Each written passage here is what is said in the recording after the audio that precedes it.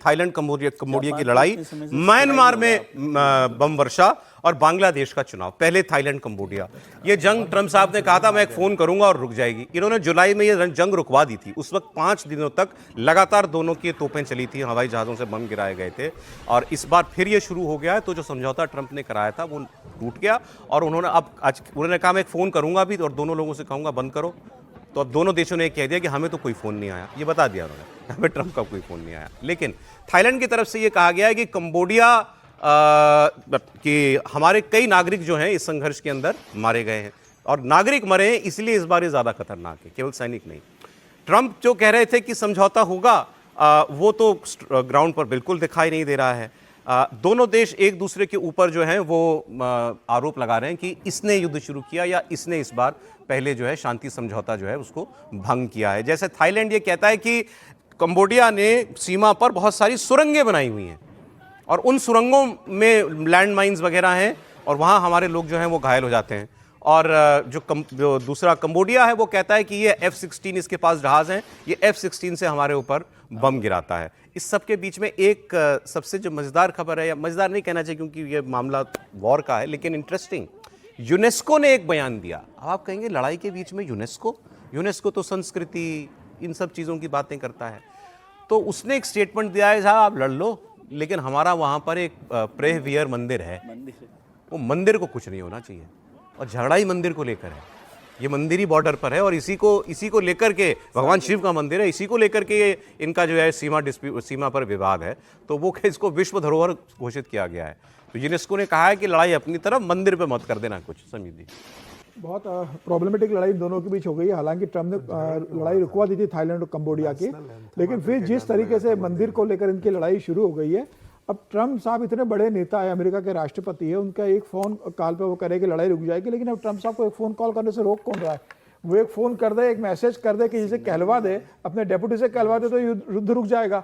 और जिस तरीके से दोनों की घुसपैठ हो रही है, मतलब अब थाईलैंड तो एयर का इस्तेमाल कर रहा है, कंबोडिया वो माइंस का इस्तेमाल कर रहा है, और कंबोडिया के लोग वो कहते हैं कि भाई वो रात को घुसते हैं थाईलैंड के क्षेत्र में, चोरी करते हैं, गाड़ियां उठा के ले जाते हैं, बॉर्डर पे कोई रोक टोक नहीं है, तो वो चोरी का उसके ऊपर आरोप लगा रहा है। तो अब जिस तरीके से कंबोडिया के लोग थाईलैंड के अंदर घुस रहे हैं, आपस में लड़ाई हो रही है, वो मंदिर पे कब्जे को लेकर जिस तरीके से हो रहा है, हालांकि बंटवारा में वो थाईलैंड को मिल गया था, लेकिन अब जिस तरीके से वापस उसको लेकर संघर्ष शुरू हो गया, ये वहां पे सिविलियन लोग मारे जा रहे हैं, मतलब थाईलैंड के भी मारे गए, कंबोडिया के जबरदस्त बॉम्बिंग हो रही है, वो देखिए तस्वीरों में दिखता है। देखिए सिविलियन लोगों पर हमला जिस तरीके से हो रहा है, ये बहुत मतलब खतरनाक है वहां के लिए। जल्दी एक तो दुनिया भर को F-16 बेचे हुए अमेरिका ने, थाईलैंड के पास भी F-16 है। दुनिया कहाँ, सच बात है ये, देखिए। लेकिन यूनेस्को से एक चीज याद आई, हम लोगों ने चर्चा नहीं की शायद, कि यूनेस्को ने दीपावली को, हाँ जी, दीपावली को विश्व धरोहर के तौर पर, विरासत के तौर पर। लेकिन ये झगड़ा क्यों शुरू हुआ, आप मुझे बता रहे थे सर, एक बार अभी जरा बता दिए। जो अभी जो झगड़ा हुआ था मंदिर में, वो कंबोडियन टूरिस्ट जो थे, वो कंबोडियन टूरिस्ट आए और वहां पर उन्होंने कंबोडिया का नेशनल एंथम शुरू कर दिया। नहीं, मंदिर किसकी सीमा में पड़ता है? मंदिर थाईलैंड की सीमा में पड़ता है, और कंबोडियन जब टूरिस्ट आए, वैसे क्लेम कंबोडिया भी करता है।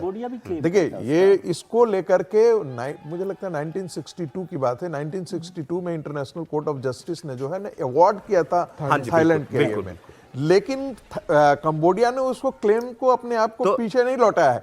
इस बार हुआ क्या कि वहां झगड़े तो होते रहते हैं, वो क्योंकि डिस्प्यूटेड बॉर्डर है, एक फ्रेंच कॉलोनी तो हुआ करता था।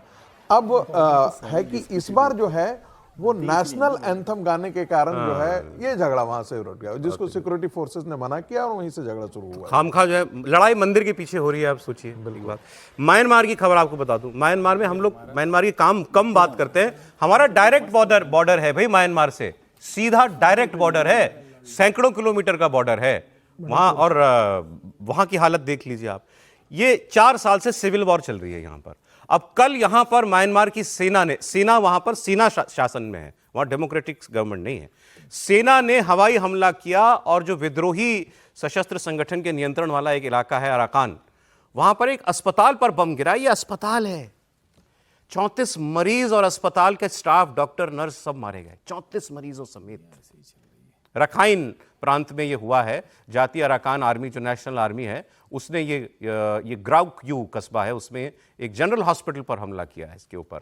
अब यहां क्या है मामला, इनके यहां चुनाव हुए 2021 में, एक सरकार चुन करके आई, सेना ने कहा हम नहीं मानते, सेना ने अब डायरेक्ट रूल कर दिया।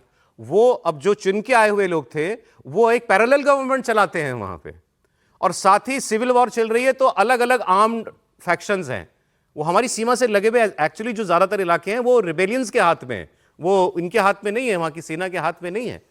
लेकिन अस्पताल पे बम गिराना ये तो अजीबोगरीबी बात है सर। म्यांमार बड़ा अशांत जगह है, अशांत जगह है, और उसी से हमारे यहाँ पर भी बॉर्डर पर है ना बहुत सारा असर हो रहा है। जो मणिपुर का इलाके में रोहिंग्या वही है, वहीं से तो आ रहे हैं, हाँ रोहिंग्या भी जो आ रहे हैं, तो वो हमारे लिए भी बहुत चिंता की बात है कि जिस तरह से हो रहा है।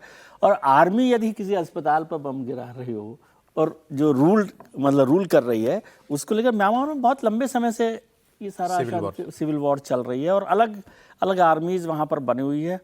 और उससे हमारी चिंता तो मुझे लगता है कि भारत की चिंता भी म्यांमार को लेकर बहुत बनी हुई है। जितना वो अशांति है उसी से वहाँ पर हमारे यहाँ पर घुसपैठ हो रही है उस पूरे इलाके में। और मणिपुर की जो बड़ा जो घटना हुई है ना, उसमें भी म्यांमार का रोल, इनका वो ड्रग एंगल है ना। हाँ, ड्रग एंगल भी है।